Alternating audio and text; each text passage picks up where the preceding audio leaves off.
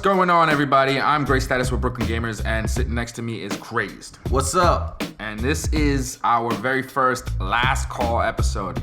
Last Call. Crazed, you want to explain to these folks what that is? Sure, we're going to basically round up the most important news of the last week and kind of just give you the short and important aspects of it, and we'll show you some footage if there is any. And video game related. Yes, all video game footage. Maybe if it's Star Wars, it'll be a little movie related. We give a pass to Star Wars. Yeah. Star Wars is life.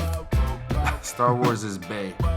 But so this is the first last call for alcohol and news.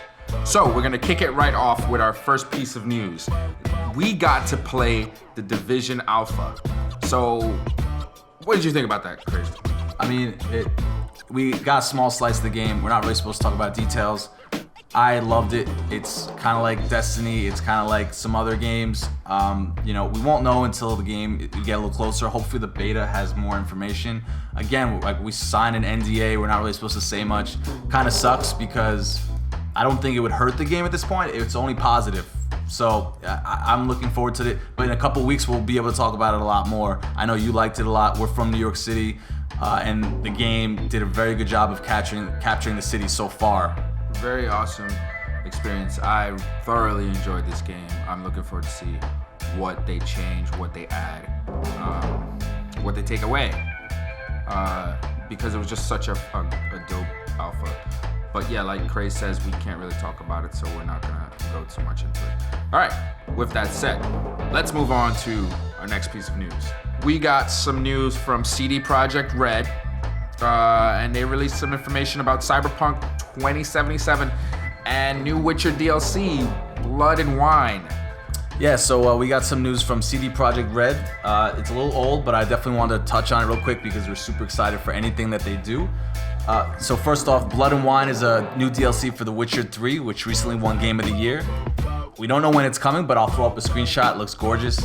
More importantly, though, we got a rumor that Cyberpunk 2077 may be coming in 2016, at the end of 2016. Originally, they said they weren't even going to talk about it until 2017, but that might have been a little bit of a tricky dialogue because they want to keep the focus on Witcher 3. That's a big deal. That's a big deal. That's a big jump, actually. Yeah, it's The Witcher in space. It's very exciting. Cyberpunk looks awesome. Just looks freaking dope.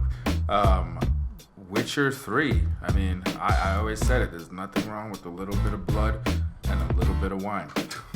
All right, moving on.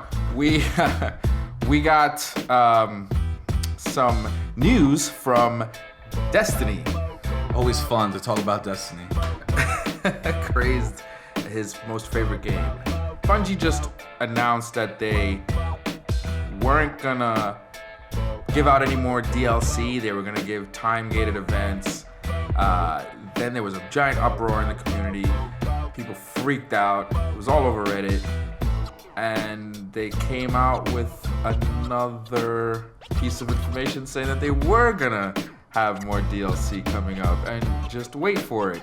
So I don't know if this is a little bit of like backtracking or if they're just playing games, but it's pretty interesting that their whole take on what they tell the community and how they release this information. This is their second community manager. I think Deej moved up in the ranks. Yeah, it won't be their last either. That's for sure. But another thing they've also done was, and people are freaking out over again, they had a $30 piece of microtransaction where you can buy an item that ranks you up to level 25 instantly, which I'm not into. I don't think that the game should be focused around microtransactions, which is what it's coming to. A lot of people are worried about this. They think that if this is the direction they're going to go in, it's going to ruin the gameplay for people. You don't really play Destiny anyway, so you don't even really care about this. No, I mean, my whole beef with Destiny has always been they have no idea what they're doing with this game, and they have a lack of focus, a lack of leadership in the company at this point, and this just kind of further proves my point that like they have no clue what's going on. I don't even know when Destiny 2 is coming. We don't think, originally people thought it was coming out next year, but I don't even know at this point. I don't even know if they know at this point. I'd be shocked if it came out next year. Yeah, it's very strange. But if this is the direction that they're going to be going with their company, then I don't know that many people are going to want to go back to Destiny 2. But we'll see. Next up, we've got some Ark survival game early access. What's that all about? Yeah, so I played this game this week. It came out. You can play it for an hour free if you want to try it out if you're a gold member. It's a true MMO in the sense of scale and missions. It is very, very hardcore. The learning curve is crazy. I started the game several times and was killed by other players, not by AI. And it's, not really for me, but some people might like it. I would just suggest go try it now. And Xbox owners are the first to be able to play this game. So, take advantage and check it out before you pay full price, because you do get an hour for free, which is definitely enough time to figure out if you like it or not. I gotta go try that one out. I haven't looked at it. It's on my dashboard, but we'll see. But that's a really cheap price that it's coming down for, $35. Can't beat that. Yeah, and you'll get the full game in June if you pay the $35 now. So it's definitely worth it if you have the extra cash. Next up, Halo DLC dropped this week. I haven't really played it yet. Crazed, you're the resident Halo expert here. Yeah, so it kind of came out stealth. It released Wednesday with no real notice that I know of. I just kind of saw that it was available and jumped on it. I've played the Warzone map, which is called the Battle at Noctis, or the Battle of Noctis. We have a video up if you want to go check it out. I did a Let's Play, so people who haven't tried it, you can go look. It's a fun map. We definitely needed another Warzone map. We only had 3 to start out with, so now you have a playlist of 4. I have not tried all of the arena maps. There are 3 new ones. One is a remix of Plaza. So it's, the kind of the same map, but they flip it and make it look different. It's definitely cool. I checked it out in custom games. I've not actually gotten to play it yet. The other 2 are Forge maps. So I'm not usually a fan of them. I was playing arena for a while and I never got the maps to come up. I'm hoping they're gonna make a playlist just for the DLC, probably this weekend, I would bet, or maybe for the Christmas break. But so far it's awesome. I played with Forge a little bit. It's really intuitive and very professional compared to the old ones. Like, they felt kind of like Minecrafty. They were very easy. This has a learning curve, but you can do a lot in it. It's gonna create some really interesting stuff. I'm excited for. Yeah, I'm curious to see what the new Forge maps are like. 'Cause I didn't really like the old ones that much, but let's see what these guys have now. All right, so now we're getting down to the real juicy bits of it. Our next piece of news comes from Square Enix, and they released last week footage of the new Final Fantasy gameplay, which everyone freaked out over. Final Fantasy VII, excuse me. They released that footage, gameplay. It looked amazing. Brought back so many different fucking memories. And they also announced after that trailer came out that they were gonna split the game into episodes. Crazy, what do you think about this?